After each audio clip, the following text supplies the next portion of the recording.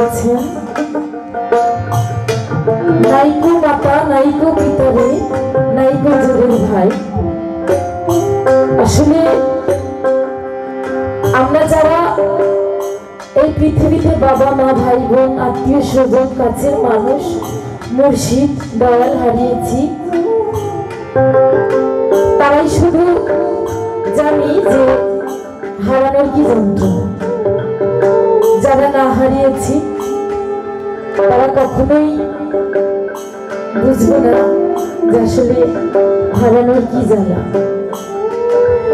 দেখবেন এখানে অনেকের বাবা নেই, মা নেই, দয়াল নেই, অনেকে কাছের মানুষ হারা হয়েছে। তো আসলে মা বাবা একজন সন্তানের জন্য যে কতটুকু কতখানি অমূল্য সম্পদ, সেটা হারানোর পরেই আমরা বুঝি। মা বাবা থাকতে তাদের কত কষ্ট দিই, কত খারাপ ব্যবহার করি, কিন্তু এখন যার নেই, যেমন আমার মা নেই, আজ 3 বছর হলে আমাদের ছেড়ে চলে গেছে। তো এখন বুঝি আসলে মা না থাকার কতটা কষ্ট। যাদের বাবা নেই তারাও বোঝে বাবা না থাকার কত কষ্ট। মা যখন বেঁচে ছিল তখন মায়ের কথা শুনি নাই, কত কষ্ট দিয়েছি। এখন মনে হয় যদি থাকতো তাহলে মাথায় করে রাখতাম।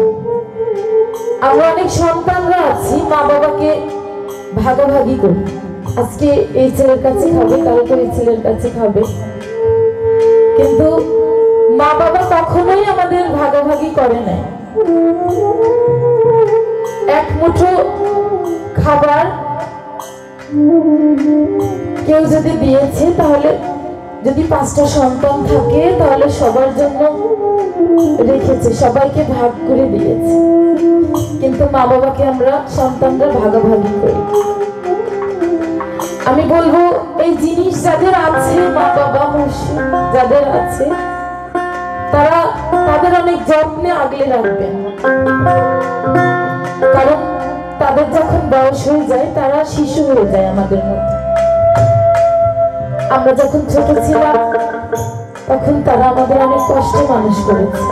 অনেক মা বাবা আছে দেখবেন অন্যের পাশে কাজ করে সন্তানদের মানুষ করেছে, কিন্তু আমরা বড় হয়ে এগুলো মনে রাখি না।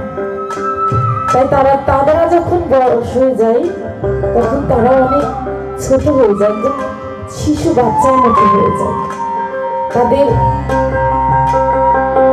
তাই বলছি সবাই আমরা মা বাবাকে ভালোবাসবো। যাদের পীর মুর্শিদ এখনো আছে, আমার আতিক বাজানের ভক্তবৃন্দরা, আপনাদের অনেক ভাগ্য ভালো যে আপনাদের মুর্শিদ এখনো আপনাদের সামনে আছে। আসলে পীর মুর্শিদ তো কখনো মরে নাই, ওরা ভক্তদের মাঝে বেঁচে থাকে। শুধু এটাই যে তাদের একটু ছুঁইতে পারি না, ধরতে পারি না, যাদের চলে গিয়েছে। তো আমার আতিক বাজানের মতো যার দয়াল আছে, আমার মনে হয় তাদের ভাগ্যটা অনেক ভালো। আর যারা দয়াল হারিয়েছেন তারা সবসময় দয়ালের খেয়ালে থাকবে, দেখবেন মনে হবে তারা আপনাদের সাথেই আছে। আর বাবা মার কথা তো না বললেই না, তারা জীবনের একজন অমূল্য সম্পদ। এখন যখন বাড়িতে যাই, বাপের বাড়িতে যাই, তখন সবাই অনেক ভালোবাসে, বোনেরা, আত্মীয় স্বজন, চাচা চাচিরা অনেক ভালোবাসে। যেন মনে না করি যে মা নেই, ওরা চাই যে আমার মনে যেন না হয় আমার মা নেই।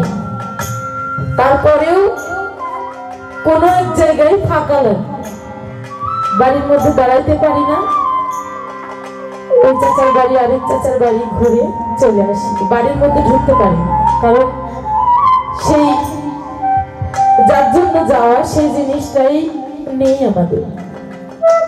বাবা আছেন, বাবা তো বাবার মতো, মা তো মায়ের মতো। তো সবাইকে অনুরোধ করে বলবো, যাদের মা বাবা বেঁচে আছে তারা তাদের ভালোবাসবেন, অনেক আগলে রাখবেন। যখন থাকবে না তখন বুঝবেন যে এই পৃথিবী থেকে কি হারিয়েছি। অনেক টাকা পয়সা থাকবে, অনেক ধন সম্পদ থাকবে, তারপরেও মনে হবে যে কিছু নেই। কারণ যেদিকে তাকাবেন সেদিকেই হার। মনের একটা কষ্ট বলার মতো কেউ থাকবে না। কারণ আমরা তো একমাত্র মেয়েদের একমাত্র কষ্ট তো মাকে বলেই শান্তি পায়, তাই না? সেই জিনিসটাও থাকবে না যে কাকে বলবো এই কষ্টের কথা। তো আবারও বলবো, মা বাবাকে ভালোবাসবেন, মা বাবাকে ভাগাভাগি করবেন না, তাদের যত্নে রাখবেন। দেখবেন তারা অনেকদিন আপনাদের মাঝে থাকবে। আমার মতো কপাল পোড়া কেউ হবে না। কারণ এখন মনে হয় আসলেই আমি কপাল পোড়া। যার মা নেই সে আসলেই তার দুনিয়ায় কিছু নেই। তাই সাধক বলেছেন,